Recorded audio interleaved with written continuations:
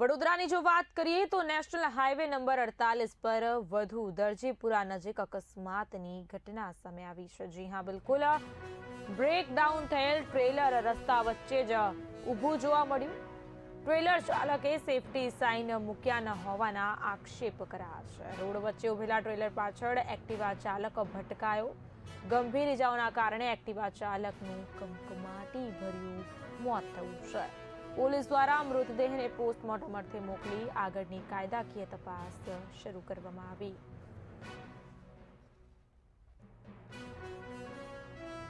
વડોદરામાં national highway number 48 પર વધુ એક અકસ્માતની ઘટના દરજીપુરા ખાતેથી સામે આવી છે। બ્રેકડાઉન થયેલ ટ્રેલર રસ્તા વચ્ચે ઊભું હતું, જેના કારણે અકસ્માતની ઘટના બની છે। રોડ વચ્ચે ઊભેલા ટ્રેલર પાછળ એક્ટિવા ચાલક ભટકાયો હતો।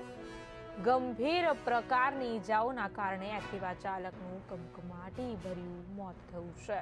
તો હાલ પોલીસ દ્વારા મૃતદેહને પોસ્ટમોર્ટમ અર્થે ખસેડી વધુ તપાસ હાથ ધરવામાં આવી।